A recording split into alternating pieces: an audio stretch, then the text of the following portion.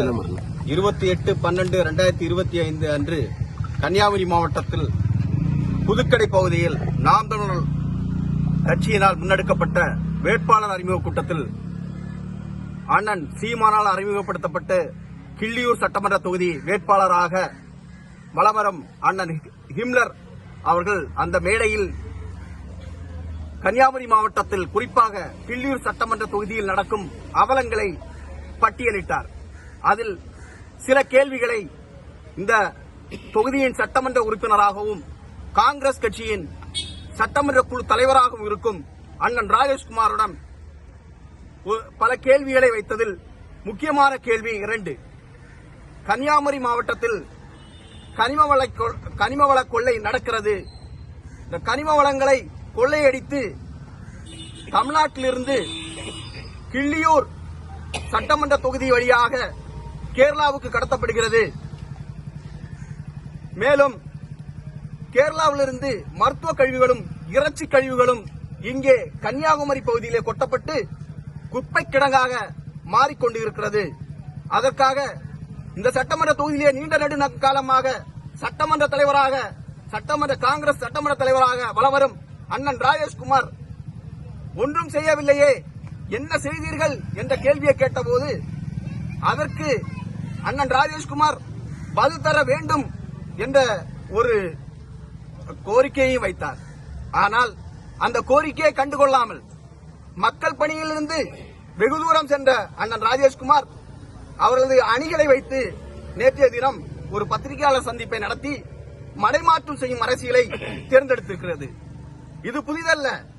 காங்கிரஸ் கட்சி கபட நாடகமும் கட்சியை வளர்த்தும் விதமாக கபட கண்ணீரும் அடிக்கும் ஒரு கட்சியாக இந்த கிள்ளியூர் சட்டமன்ற தொகுதியிலேயே வலம் வருகிறது. தற்போது மீனவர்களுடன் சேர்ந்து நின்று அட்டை பூச்சிகளாக ஒட்டிக்கொண்டு ரத்தத்தை உறிஞ்சி குடித்துக் கொண்டு அந்த மீனவர்களை கவசமாக பயன்படுத்தி இந்த பெரும் கனிமவள கொள்ளையை மறைக்கவும் தனது தோல்வியை ஒப்புக்கொள்ளாமல் அணிகள் வழியாக பதில் தருகிறேன் என்று மடைமாற்று அரசியலையும் கவச அரசியலையும் செய்து வருகிறார். இதை நாங்கள் நாம் தமிழர் கட்சி சார்பாக வன்மையாக கண்டிக்கிறோம். அது மட்டுமல்லாமல் நாங்கள் இன்று கேட்கிறோம், இந்த மீனவர்களுக்காக அண்ணன் ராஜேஷ்குமார் எம்எல்ஏ அவர்கள் என்ன செய்தீர்கள்? இடப்பாடு வல்லவிளை சாலை என்ன ஆனது? அண்ணாச்சி அவர்களே பதில் சொல்ல முடியுமா? அண்ணாச்சி அவர்களே, இந்த கனிமவள கொள்ளை தமிழ்நாட்டு எல்லையிலிருந்து கேரளா பகுதிக்கு எடுத்துக்கொண்டு செல்லும் லாரிகளை நீங்கள் பார்த்ததுண்டா? இல்லை என்றால் பாருங்கள், முகநூலிலே ஏகப்பட்ட வீடியோக்களும் ஆவணங்களும் உள்ளது. நீங்கள் பார்த்து தெரிந்து கொள்ளுங்கள். என்ன சொல்றாங்க, கிள்ளியூர் பகுதி வழியாக கேரளாவுக்கு கிள்ளியூர்ல இருந்து கனிம வளங்கள் போகல. கிள்ளியூர் தொகுதிக்கு உட்பட்ட பகுதிகளில் எடுக்கப்படும் அந்த கனிம வளங்கள் துறைமுக கட்டுமான பணி, கடலோர பகுதி மீனவர்களின் பாதுகாப்புக்காக பயன்படுத்தப்படும் திட்டங்களுக்கு தான் பயன்படுத்தப்படுகிறது அப்படின்னு தான் அவங்க ஒரு குற்றச்சாட்டை சொல்றாங்க. நாங்க நாம் தமிழர் கட்சி நீண்ட நெடுங்காலமாக மீனவர்களுடன் களத்தில் நின்று போராடி வரும் ஒரு பெரும் கட்சி. மீனவர்களுக்காக களத்தில் தொடர்ந்து செயல்பட்டு வருகிறோம். நாங்கள் ஒருபோதும் மீனவர்களுக்கு எதிரான எந்த திட்டங்களையும் தடை செய்யுமாறு எங்கேயும் பார்த்தது கிடையாது, கேள்வி கேட்டது கிடையாது. மீனவர்களுக்காக நாங்கள் உடன் இருக்கிறோம். ஏனால் நாங்கள் மீனவர்களின் உணர்வுகளை புரிந்த மீனவ பிரதிநிதிகள். நாங்கள் நாம் தமிழர் கட்சி கேட்கிற ஒரே கேள்வி, தமிழக கனிம வளங்கள் பெரும் முதலாளிகளால் கேரளாவுக்கு கடத்தப்படும் போது நீங்கள் என்ன செய்து கொண்டிருக்கிறீர்கள்? அதுதான் எங்களுடைய கேள்வி. மீனவர்களுக்காக கொண்டு வரும் கல்களை நாங்கள் பேசவில்லை. ஏனால் அவர்கள் எங்கள் உடன்பிறப்புகள், எங்கள் உறவுகள், அவங்க காப்பாற்றப்பட வேண்டியவர்கள். ஆனால் அதானி அம்பானி துறைமுகங்களுக்காக இங்கே எழில்மிகும் கன்னியாகுமரியையும் திருநெல்வேலி மாவட்டத்திலிருந்தும் பாறைகள் கட்டி வெட்டி எடுத்து லாரிகளிலே, உயிர்கொல்லி லாரிகளிலேயே கொண்டு செல்கிறார்கள். இதை தடுக்க ஏன் மறந்தீர்கள்? ஏன் தடுக்கவில்லை? அதுதான் எங்கள் கேள்வி. தமிழகத்திலிருந்து கேரளாவுக்கு கனிமங்கள் ராஜேஷ்குமார் எம்எல்ஏ கேட்கணும். ஆமா, கிள்ளியூர் தொகுதி வழியாக செல்லும் லாரிகளை ஏன் தடை செய்யவில்லை? ஏன் கேள்வி கேட்கவில்லை? இவர் சட்டமன்ற தொகுதி, கிள்ளியூர் சட்டமன்ற தொகுதி வேட்பாளர், சட்டமன்ற உறுப்பினர் மட்டுமல்ல, இவர் ராஜேஷ்குமார் அண்ணாச்சி கிள்ளியூர் சட்டமன்ற உறுப்பினர் பிளஸ் காங்கிரஸ் கட்சி சட்டமன்ற குழு தலைவர்.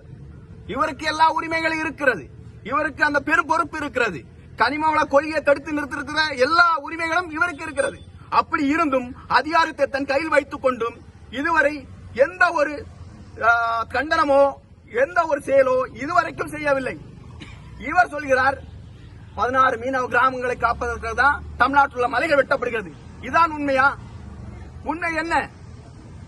இங்கே இருக்கும் கனிமவள கொள்ளையை மறைப்பதற்காக மீனவ கிராமங்களை கவசமாக பயன்படுத்தும் சட்டமன்ற உறுப்பினர், கிள்ளியூர் சட்டமன்ற உறுப்பினர் தானுப்பிள்ளை பட்டம் தானுப்பிள்ளை மனநிலையில் செயல்படுகிறார்.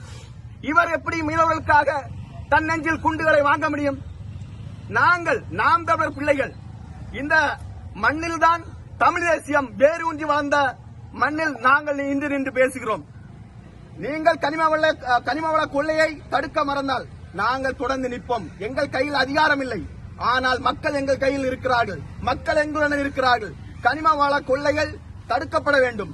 இந்த மாவட்டத்தில் மலைகள் காப்பாற்றப்பட வேண்டும். இந்த தமிழகத்தில் உள்ள மலைகள் கண்டிப்பாக இந்த மக்களுக்கு பயன்படுமாறு செய்ய வேண்டும். வழக்கறிஞர் கிளீட்டஸ் ஒரு 2-3 கேள்விகள் மட்டும். அண்ணன் ராஜேஷ்குமார் அவர்களுக்கு மீனவர்களாக கட்சியை கடந்து மீனவர்களாக கேள்வியை கேட்கிறோம். அண்ணாச்சி, இதுக்காவது நீங்கள் பதில் சொல்ல வேண்டும். மீனவர்களை காப்பாற்ற ஹெலிகாப்டர் தளம் கொண்டு வருவேன் என்று 2014 இருந்து கூவுகிறீர்களே, என்ன ஆச்சு? எத்தனை மீனவர்களை அந்த ஹெலிகாப்டர் வைத்தம் காப்பாற்றினீர்கள்? அண்ணாச்சி, பதில் சொல்ல முடியுமா? அண்ணாச்சி, இன்னும் ஒரு கேள்வி. கடல் ஆம்புலன்ஸ் திட்டம், மீனவர்கள் ஆபத்தில் இருக்கும் போது விரைந்து வந்து மீனவர்கள் காப்பாற்றப்படுவார்கள், அதற்காக நாங்கள் கடல் ஆம்புலன்ஸ் திட்டத்தை கொண்டு வருவோம் என்று சொன்னீர்களே, என்னாச்சு அண்ணாச்சி? சரி, போகட்டும். நம்ம இடப்பாடு சாலை, வல்லவள இடப்பாடு சாலை என்னாச்சு அண்ணாச்சி? மேல்மடாலம் குருமரை இணைப்பு சாலை என்னாச்சு அண்ணாச்சி? இளையமந்தரை தேங்காய்பண்ணம் இணைப்பு பாலம் என்னாச்சு அண்ணாச்சி? அண்ணாச்சி, பதில் சொல்ல முடியுமா? மினி ஸ்டேடியம் நான் கொண்டு வருவேன் என்று சொன்னீங்களே மீனவ மக்களுக்காக, என்னாச்சு அண்ணாச்சி? எதுக்காக பதில் இருக்கா உங்கள்ட்ட? இதுக்காக பதில் சொல்லுங்க. 20 ஆண்டுகளுக்கு முன்னாடி கடல் சீற்றத்தினால் வீடுகளை இழந்த ஆயிரக்கணக்கான மீனவர்கள் இருக்கிறார்கள் என்று அவர்கள் மீனவர்களே சொல்லி ஒப்புக்கொள்கிறது. அந்த மீனவர்கள் ஒரு மீனவருக்காவது வீடு கொடுத்திருக்கிறீர்களா? வீடுக்காக ஏதாவது ஒரு பெட்டிஷனாவது கொடுத்திருக்கிறீர்களா? இன்று வரை கூத்துறையில் சுனாமி காலனியில் சில குடும்பங்கள் பொது வெளியில் தங்கள் குடும்பத்தை நடத்தி கொண்டிருக்கிறார்கள். அவர்களுக்கு சொந்தமாக வீடு இல்லை. ஏன் அண்ணாச்சி? இது உங்களுக்கு தெரியுமா அண்ணாச்சி? அந்த மீனவர் அணியிலிருந்து தகவல் வரலையா அண்ணாச்சி? பதில் சொல்ல முடியுமா? மேலும் இது போன்ற பயனுள்ள திட்டங்களுக்கான வீடியோக்களுக்கு அறம் சேனலை சப்ஸ்கிரைப் பண்ணுங்க, பெல் ஐக்கான கிளிக் பண்ணுங்க.